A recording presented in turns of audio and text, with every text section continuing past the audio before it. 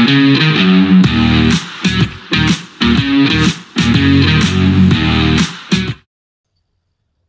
welcome back to the SuperCoach Nuff channel. In this video we're going to look at round 4 review for NRL SuperCoach in the 2024 season.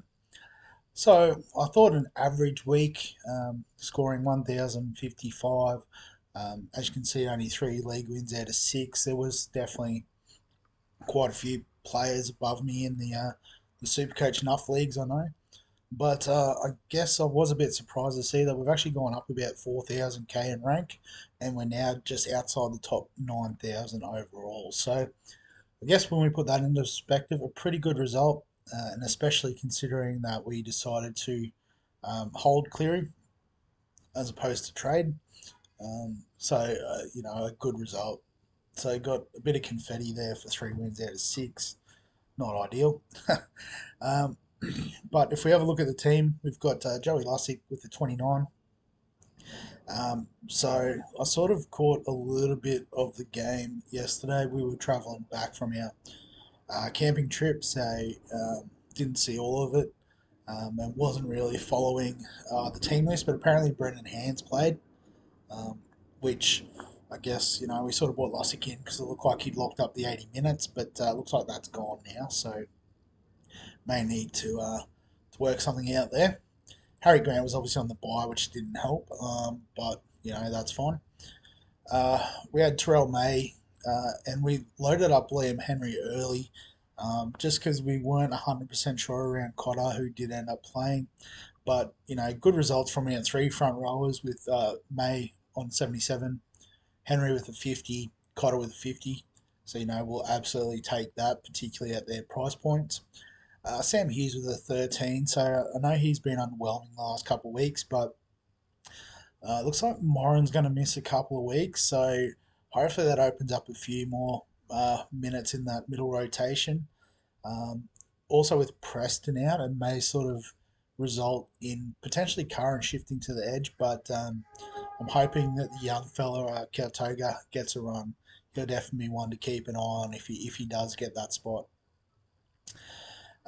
So speaking of our edge or second row forwards, we had the 3 Bulldogs players in the starting team. Kick out with 48's fine. Curran with 54, doing what he does. Jamieson with the 35, so he's made a little bit of money, but it's the world's slowest slow burn. And might be some opportunity to move him on in the near future. Morgan Smithies with the 43, he's just ticking along, making us a bit of cash, not as much as we'd hoped, but, that's okay. And Ben Travojevic with a 36. So I know a few people are a bit off him, but, he wasn't going to score 70s every week. But he is dropping a bit of cash now, so, I think it's one we just have to keep holding until, that we can hopefully sort of turn it around. So Nico Hines was obviously our captain, and a nice bounce back as we predicted with a 94. So double 94. That's very helpful. Obviously, a bit of an issue this week, given that we have 2 halfbacks that aren't playing, but we'll definitely discuss some options this week. Dylan Brown with a 42. So I know probably not quite what we were hoping for, particularly given he's basically been given the keys to the team. And Lockie Galvin with the 66, so great result for him. But potentially could miss a couple of weeks with the a bit of a ugly hip drop tackle. So I think the alternatives, like I know Plath is also in a similar boat, getting a couple of weeks for a hip drop. So perhaps, it was worth trading Brown to Galvin and keeping Flanagan. But, that's how it goes. So our sort of plan to start stacking the centre wing had mixed results. The Hammer obviously doing what we hoped he would do against the Titans. Turning up with 112. And Kiraz, I guess probably unfortunate that he had to shift out onto the wing to cover for Addo Carr, and that obviously stuffed up their attack a bit too. So 36, that's fine. It's a forgive. sort of score from him. RTS playing fullback got 58, which is perfectly fine. He's still averaging 64 in the position. We'll take that. Jack Bostock getting a couple of tries and again like we expected and an 84, so great return from him. Drew Hutchison, so making a bit of cash, averaging 45, getting a 49 this week. Ethan Strange with a 46, so a nice return from him. And Teddy was our VC on the Thursday night, but yeah, the Panthers were really good, particularly in defence, and only a 47 from Tedesco.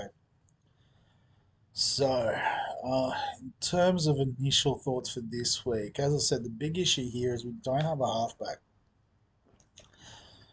but Cleary is going to miss next week with the bye.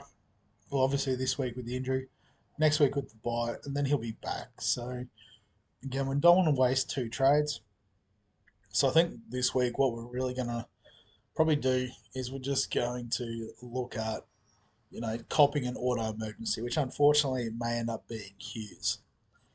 So is there a way we can get out of Sam Hughes and work around what else we've got? We haven't got a lot of cash, which is the issue too. But I suppose the most popular trading, if we have a quick look, because this is literally just opened, Blaze Talangi. So, that'll free up a bit of cash if we bring him in. And I guess like the obvious sort of choice out is Tuapiki, given that Nickel Clockstad will be back in that fullback spot. So if we go by break even,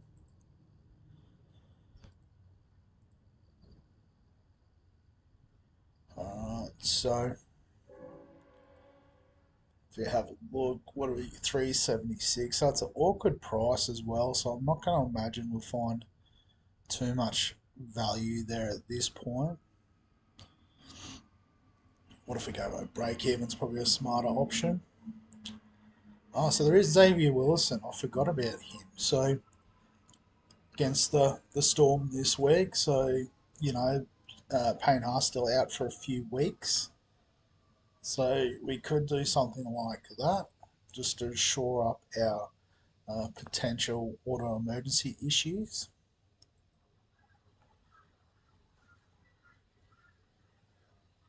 So it gives us 100k in the bank to do something in the coming weeks. Because yeah, I don't know if we should be boosting for a third time in 3 weeks. Try to avoid that where possible. So I think in terms of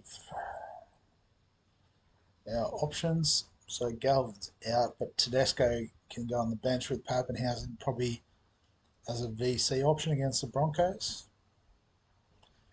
Um, Bulldogs play it early, so do we want to perhaps roll the dice with Hutchinson in his like revenge game against the Roosters?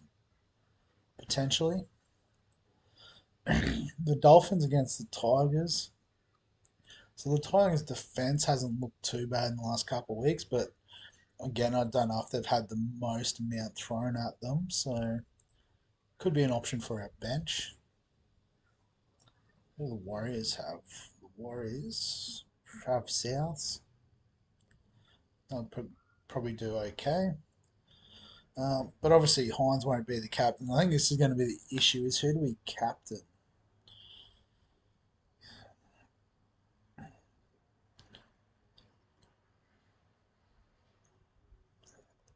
There's not really a standout captaincy option. It might have to be Dylan Brown. We might go, super bold and the hammer. So I guess this is the week where the loophole is going to be a good option to play because we can just sort of load Hines up in here as our captain option. But I guess maybe the Roosters bounce back against the Dogs. So it's going to be our fullback either way. That's the VC option. Or do we just go straight captain because we don't really have a backup captaincy option?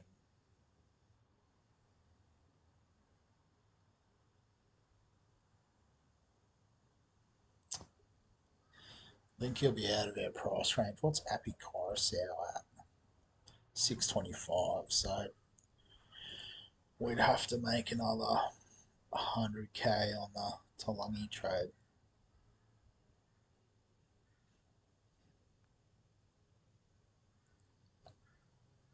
Bostock's got too much money to make. Hutchinson's a bit of a slower burn. What if we'll update the trade? I think it's only going to make us another 80k, which probably is still not going to be enough. Boosts. Classic. No, we're just priced out.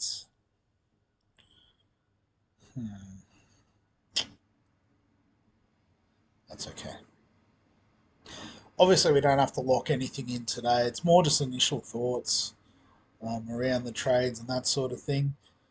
Um, it could just be that we straight see whichever way we go with our captain and not worry about the loophole this week. Might not be worth the risk. But we will have a look at the head-to-heads. So, as I said, some good scores. I guess, if I'm moving up in ranks, there's been some really good scores in the head-to-head league. So, Trinity All-Stars got me by about 20. So just having a look through their team, copped Sam Hughes as the auto emergency, so not sure who missed out there. Oh, I had Harry Grant and Hanson. It must be enough. And Hooker, so I guess, even copping that did well to get 1075. So Latrell with 69 was a nice get. Josh Kerr and Kai Pierce also. There's Josh Kerr one. We might have missed the boat on him. He's already made 70k, but yeah, I guess 63 in 26 minutes. Must have got a try. Yeah, so two tries in 3 games. That's pretty fortunate. I guess, you do get front rowers that go on those sorts of runs, but yeah, I don't think one we could have predicted. Had Iro as well, so 97 on debut is pretty handy. Was he on debut? No, he must have played a game last year at that price, but yeah, definitely one on the watch list after the buy. Had Ronaldo, scored well again. Hopgood, 82. So definitely some nice options in there. So well done, Glenda. Uh, any massive scores? There's a couple close to 1200. The little Fockers. Let's see that Scotty Drinkwater did well. Ruben Garrick, Asako, Tunda. Yep, so just solid scoring all around. Like Finny Furiaki, the worst, 31. So that'll get you some good scores. And Canberra Milk doing well. So Captain Turbo as well, and still got to 1187. So had the Hammer, had Kalen Ponga. So good hold if you held on to Ponga. Obviously Tedesco did well the first week, but since then it's been Ponga who's outpointed him. Yeah, no one else sort of jumps out. Sean Lane with the 62. It's fair. Nice. So if we go back to the matchups, so then the second one, Shane got me by 3. It was even last night, so he got me on the updates. Where's the difference maker? So I had Turbo over Hines as captain, so probably would have thought that would help me, but yeah, it just seems like, I guess, Latrell scoring more than Teddy. And maybe just like all these little sort of few points, like, Robson 3 points more than Kickow, Jensen 5 points more than Kiraz.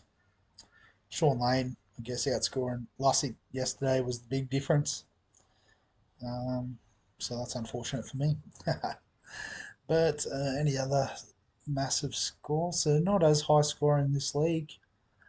Looks like the Windows Shoppers were top with 1094.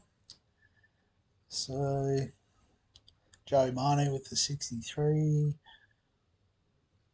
Danny Levi with the 68. I think he got a try, so that's his cash gen going. Yeah, he's ticking along all right. So I guess, given Lussick dipped a bit this week, it might not have been the smartest trade, but that's all right. It's done now. So no real standouts there, but just a solid all-round team effort. And then in the third league, if I can find it, so nice win over Mow You Down. So I had the Hammer as captain, which is a nice get. Xavier Savage and Dylan Lucas, a couple, that have featured in a few teams in pre-season, but um, got away from people. But Laybutt, Brooks, a bit disappointing there. And then playing Salmon probably wasn't ideal, but I know I did. Lussick, 29 hurts. So, well, I guess, I just realised that that's the players we have the same. That's how well I'm going today. 1150, that looks like a high scoring game. So you'd be upset, Liam, getting 1100 and getting stung in the head to head. But Cam Murray, Drinkwater, solid. Cherry Evans, nice, especially this week as a halfback option. Garrick, solid. Yep, Flegler's good. Hines, Carlton, yep. Trindle scored well, which is nice, and had Ponga as well. And so with the player down as well, 1150. That's epic. Why wasn't there auto? Oh, I was going to say, why wasn't there auto emergency? So it had, what's that? 9 players all out, and still got 1150 with 16. Well done, Matt. That's probably the best score I've seen this week. Just quickly, if we go back to the overall, see all teams. So Milkman still on top overall with the 43.27. Any 1200s in this league? Not looking likely.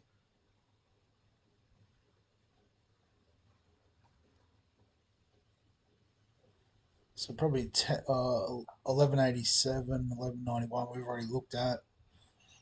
1177 from Jet. Have a quick look. So he captained the Hammer and had Ponga, so nice double up there. Bostock, so yeah. Just seems like, there wasn't that many spectacular scores this week, I suppose. Could probably have a look at who's scored the top for the round. So 1339. Team of the week, there we go. So they had Red Marnie and Max King did well for the Dogs. Homole, Alaquatu, Carrigan Murray, so very solid second row. Ben Hunt as halfback. So Ronaldo, Stephen Crichton with a 77, the Hammer as captain. Dylan Edwards, I think that's probably the difference maker there. Is the 120 for him, and had Iro on the bench too, which is a nice move. So yeah, I think that's all we really need to discuss for the time being. um, yeah, so I guess obviously with the shortened week, um, get this out as soon as possible. We'll still do the team list this afternoon. Um, Tops, chops, traps, and slaps tomorrow. Round preview on Thursday. Um, but I guess trying to also fit in stuff like the midweek FPL and all that around it. So what's going on the channel? So as always, if you've got any thoughts or comments, feel free to get them below this video. Give us a like if you enjoy the SuperCoach content in particular. Subscribe for all the fantasy sports content. As I said, it's coming thick and fast this week. But other than that, we'll catch you in the next one.